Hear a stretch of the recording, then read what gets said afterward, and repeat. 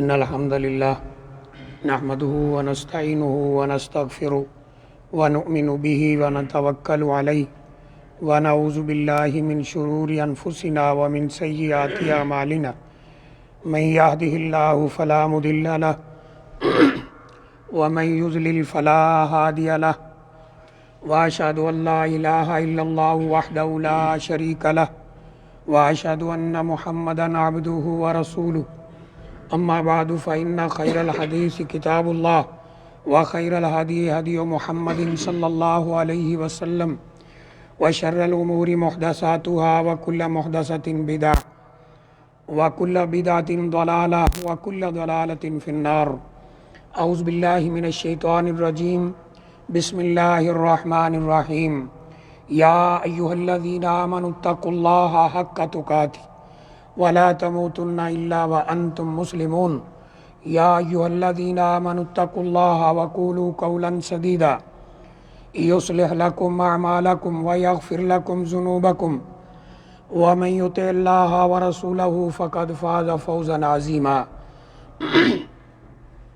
قال الله تعالى في القرآن الكريم ولا تقربوا الزنا إنه كان فاحشة وساء سبيلا. وقال النبي صلى الله عليه وآله وسلم إذا لم تستحي فاصنع ما شئت او كما قال علیہ الصلاۃ والسلام.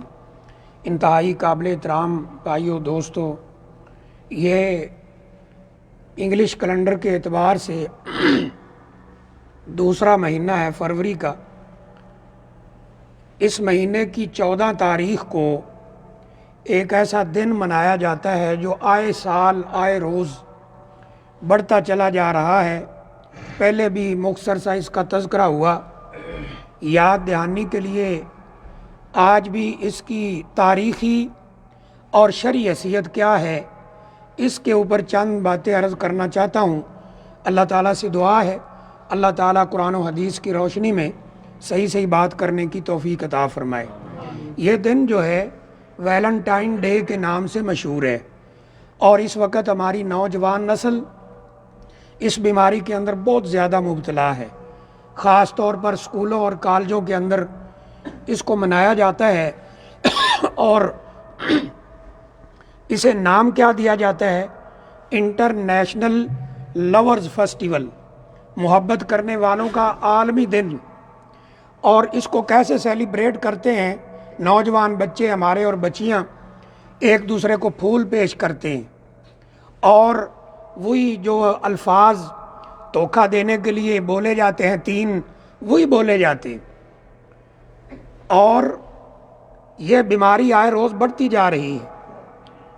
اس کو منانے کے لیے ایک تو منانے والوں نے جھوٹ بولا ہے جس کو بنیاد بنا کر اس کو عام کیا جا رہا ہے، اور ایسی باتیں دیکھ کر رسول اللہ صلی اللہ علیہ وسلم کا فرمان یاد آتا ہے. فرمایا کہ لَتَتَّبِعُنَّ سَنَنَ مَنْ كَانَ قَبْلَكُمْ شِبْرًا بِشِبْرٍ وَبِذِرَاعٍ بِذِرَاعٍ. فرمایا تم اپنے سے پہلے لوگوں کے طریقوں پر چلو گے، اتنا چلو گے کہ جیسے یہ بالشت اور ہاتھ ہے، بالشت در بالشت، ہاتھ در ہاتھ، یعنی کوئی کسر باقی نہیں چھوڑو گے. صحابہ اکرام نے پوچھا کہ آپ کی مراد یہود و نصارہ ہیں؟ اللہ کے رسول صلی اللہ علیہ وسلم نے فرمایا کہ اگر وہ نہیں ہیں تو اور کون ہو سکتا ہے؟ یہ ان کا دن ہے جو آج بدقسمتی سے مسلمان منا رہے ہیں. اس کے پیچھے جھوٹی داستان کیا ہے؟ کہتے ہیں جی ویلنٹائن ایک بندہ ہے جو قید ہو کر جیل میں آیا اور جیلر کی بیٹی کہیں وزٹ پہ آئی، اس کے ساتھ اس کو محبت ہوگی، جیلر نے اس کو پھانسی چڑھا دیا 14 فروری کو. لہٰذا وہ بندہ جو ہے نعوذ باللہ شہید محبت ہے، ہم اس کا دن مناتے ہیں. اللہ اکبر. لیکن حقیقت کیا ہے وہ بھی سن لیں. بڑی تلخ حقیقت ہے. ویلنٹائن ایک پادری کا نام ہے، یہ رومن کیتھولک پادری ہے. آپ کو پتہ ہوگا کہ عیسائیوں کے 3 بڑے بڑے فرقے ہیں جن میں سب سے بڑا غالباً یہ کیتھولک فرقہ ہے. یہ پادری کیتھولک فرقے کا پادری ہے، اور عیسائیت کے اندر راہب اور راہبہ شادی نہیں کر سکتے۔ یہ ان کا مذہبی اصول ہے کہ راہب جو اپنے آپ کو مذہبی رہنما کہتا ہے، اور اسی طرح عورت راہبہ وہ شادی نہیں کر سکتے۔ اسلام کے اندر تو ایسی کوئی پابندی نہیں، لیکن عیسائیت کے اندر پابندی موجود ہے۔ اس لیے رسول اللہ صلی اللہ علیہ وسلم نے فرمایا لا رہبانیت فی الاسلام، اسلام کے اندر کوئی رہبانیت نہیں ہے۔ رہبانیت کیا ہے؟ دنیا کی نعمتوں سے منہ موڑ کر، شادی سے منہ موڑ کر، دنیا کی نعمتوں سے منہ موڑ کر زندگی گزارنا، اسلام کے اندر اس کا تصور نہیں ہے۔ اب کیونکہ راہب اور راہبہ شادی نہیں کر سکتے، تو اس نے اپنی راہبہ کو کہا میرے اوپر الہام ہوا ہے کہ اگر آج رات، ایک رات کے لیے ہم شادی کر لیں تو ہمیں کوئی گناہ نہیں ہوگا۔ اس نے بھی آنکھیں بند کر کے کہا کہ ٹھیک ہے، آپ بڑے پادری ہیں، پوپ پادری، آپ جو کہہ رہے ہیں غلط تو نہیں نہ کہہ رہے۔ تو انہوں نے شادی کیا کرنا تھی، دونوں نے آپس میں منہ کالا کیا۔ جب وقت کے بادشاہ تک یہ خبر پہنچی ہے تو اس نے اس بندے کو اس جرم کی پاداش میں کہ تو نے عیسائیت کا رول توڑا ہے، تو نے عیسائیت کی دھجیاں اڑا دی ہیں، تو نے عیسائیت کے دین کا مذاق اڑایا ہے، لہذا اس نے اسے پھانسی چڑھا دیا۔ تو اس کی یاد میں یہ دن منایا جاتا ہے اور کہا جاتا ہے یہ محبت کرنے والوں کا عالمی دن ہے۔ اللہ اکبر۔ ہم کہتے ہیں یہ محبت کرنے والوں کا عالمی دن نہیں، یہ بدماشوں کا عالمی دن ہے، یہ لفنگوں کا عالمی دن ہے، یہ فحش پرستوں کا عالمی دن ہے، یہ بے غیرتوں کا عالمی دن ہے۔ اور رسول اللہ صلی اللہ علیہ وسلم نے فرمایا اذا لم تستحی فاصنع ما شئت، جب تیرے اندر سے حیا ختم ہو جائے، غیرت ختم ہو جائے، پھر تیرے جی میں جو آئے کرتا رہے، تجھے کوئی روکنے والا نہیں ہے۔ حیا، الحیاء من الایمان، حیا ایمان کا حصہ ہے۔ نبی اکرم صلی اللہ علیہ وسلم گزرے ہیں، ایک بھائی، بڑا بھائی اپنے چھوٹے بھائی کو جو عام معاملات کے اندر حیا کرتا ہے اس کو سمجھا رہا ہے، اپنے بھائی کو واعظ و نصیحت کر رہا ہے، یعظ اخاہ علی الحیاء یا استحیاء، اپنے بھائی کو سمجھا رہا ہے اتنی حیا نہیں کرنی چاہیے۔ رسول اللہ صلی اللہ علیہ وسلم کا گزر ہوا، آپ نے اس کے لفظ سنے اور کیا فرمایا؟ داہ فإن الحیاء من الایمان، اس کو چھوڑ دو کیونکہ حیا ایمان کا حصہ ہے، اگر یہ حیا دار ہے تو ایمان کی علامت ہے۔ انہوں نے منہ کالا کیا۔ آج مسلمان بھی آنکھیں بند کر کے ان کے پیچھے چلے۔ اس میں ایک بڑی اہم پوائنٹ کی بھی بات، یہ جو راہبہ تھی نا، اس نے کہا آپ بڑے ہیں، جو کہہ رہے ہیں ٹھیک ہی کہہ رہے ہیں۔ یہ گمراہی کی اصل وجہ ہے۔ وہ جی فلاں اتنا بڑا ہے، جو کہہ رہا ہے ٹھیک ہی کہہ رہا ہے نا، وہ تو غلط نہیں کہہ رہا۔ ہم کہتے ہیں بھائی کوئی کتنا بڑا کیوں نہ ہو، اس کی بات کو قرآن و حدیث پر لا کر پرکھو۔ قرآن اور حدیث میزان ہے، یہ میرٹ ہے، اس پر لا کر پرکھو۔ یہ ایسا ترازو ہے جو آپ کو بتائے گا کہ غلط کیا ہے اور صحیح کیا ہے۔ اتنی سی جرت کرنے کی بات، بہت سارے معاملات اپنے آپ سیدھے ہو جائیں۔ تو بہرحال یہ دن بدماشوں اور لفنگوں اور بے حیاؤں کا عالمی دن ہے۔ اب یہ مسلمان، علامہ اقبال نے ایسے تو نہیں کہا تھا نا، وضع میں تم ہو نصارہ تمدن میں ہنود، یہ مسلمان ہیں جنہیں دیکھ کے شرمائے یہود، کہ یہ مسلمان ہیں، یہودی بھی ان کی حرکتوں کو دیکھ کر شرماتے۔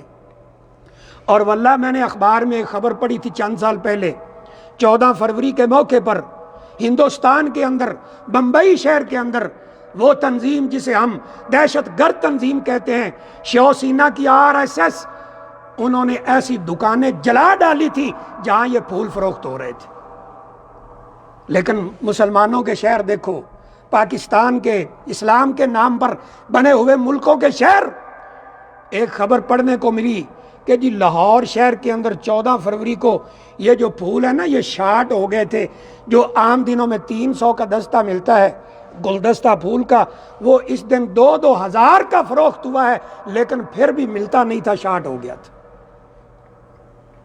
اور اس محبت کی حقیقت کیا ہے یہ 14 فروری ابھی گزر رہا ہے نا 2022، تو جناب یہ بے غیرت، اس کی بغل میں کوئی لڑکی ہے، اسے لے کے پھرتا ہے، اسے پھول پیش کرتا ہے، اور جناب وہ لفظ بولتا ہے واللہ یہاں بولنے کو دل نہیں کرتا وہ الفاظ، یہ اگلا سال آتا ہے وہ بے غیرت کنجری عورت کسی اور کے بازو میں بیٹھی ہوتی ہے یا کسی اور کو لے کے پھر رہا ہوتا ہے۔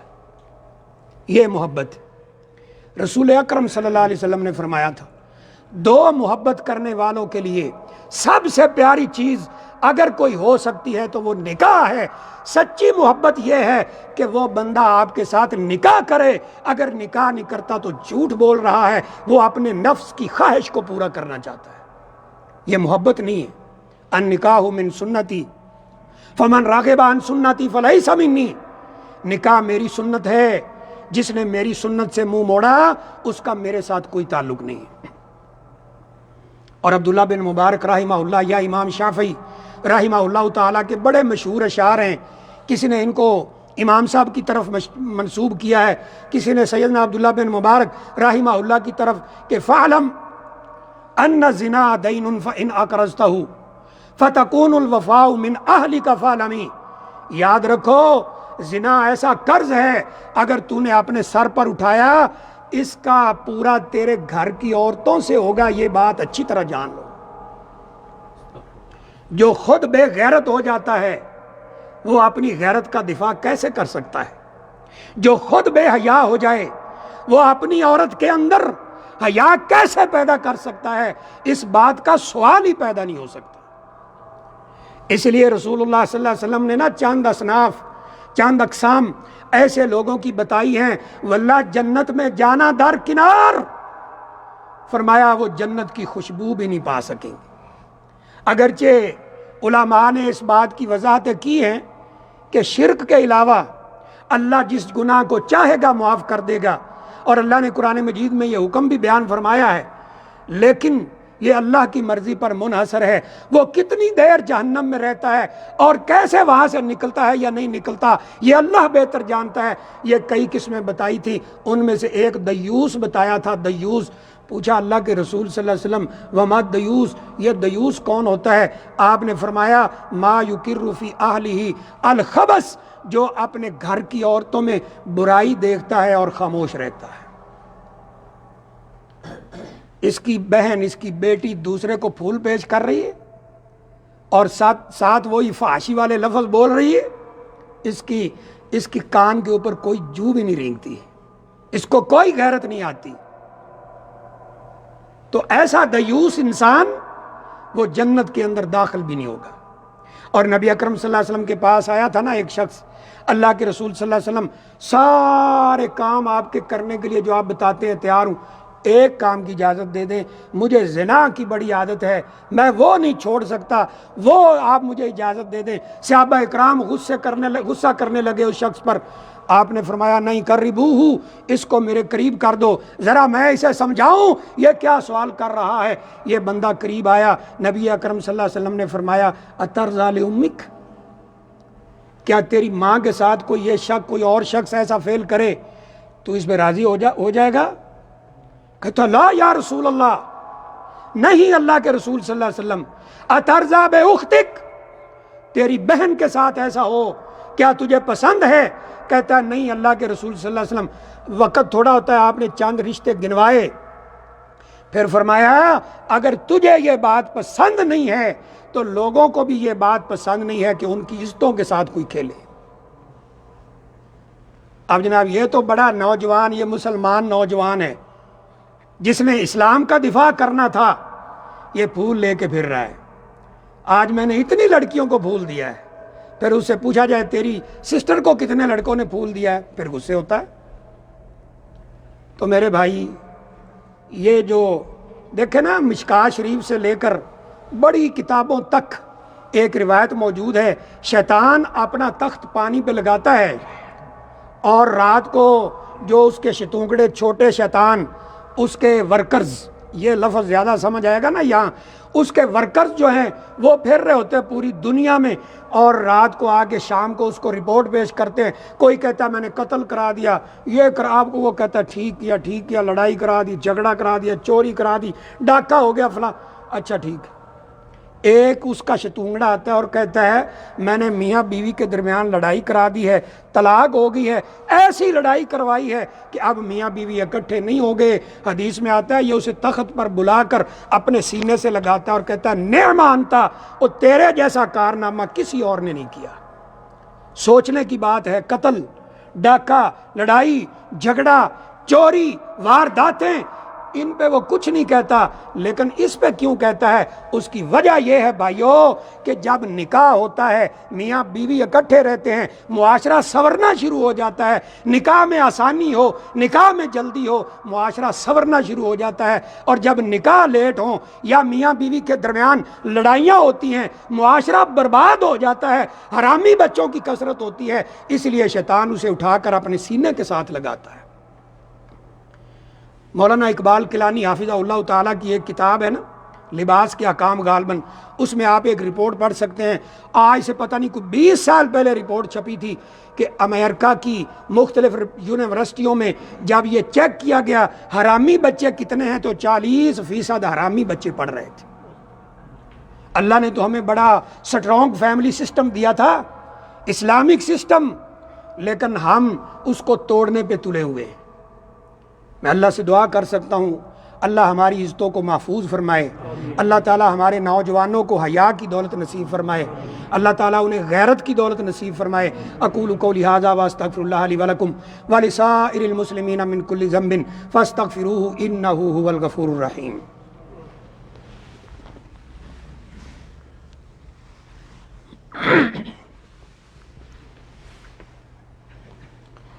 ان الحمد للہ نحمده ونستعینه ونستغفره ونؤمن به ونتوکل علیہ ونعوذ باللہ من شرور انفسنا ومن سیئات اعمالنا من يهده الله فلا مضل له ومن يضلل فلا هادي له واشهد ان لا اله الا الله وحده لا شريك له واشهد ان محمدا عبده ورسوله. قابل احترام بھائیوں، دوستوں، مسلمان نوجوان کا کردار ایسا ہوتا ہے. عدی بن حاتم رضی اللہ تعالی عنہ، یہ حاتم تائی کے بیٹے ہیں، ان کی بہن گرفتار ہو کے رسول اللہ صلی اللہ علیہ وسلم کی خدمت میں آ گئی. صحابہ اکرام نے عرض کیا بڑے باپ کی بیٹی ہے اور بڑے لوگوں پہ احسان کرتے رہتے ہیں، اگر آپ اس کو چھوڑ دیں تو یہ طے قبیلہ کے اوپر بڑا احسان ہوگا. اس کا باپ بہت مہمان نواز تھا، بہت سخی تھا، لوگوں کا خیال رکھتا تھا، آپ اگر اس کو آزاد کر دیں آپ کا احسان ان لوگوں کے اوپر ہوگا. رسول اکرم صلی اللہ علیہ وسلم نے صحابہ اکرام کو ساتھ بھیجا، 2 یا غالباً 3 صحابہ اکرام کی ڈیوٹی لگائی کہ جاؤ اس عورت کو اس کے گاؤں میں یا محلے میں یا جو بھی قبیلہ ہے، بنی طے قبیلہ ہے، اس کے پاس چھوڑاؤ.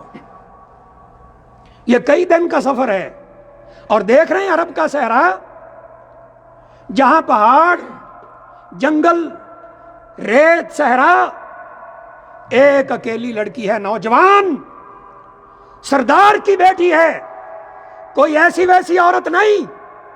اس کو لے کے جا رہے ہیں.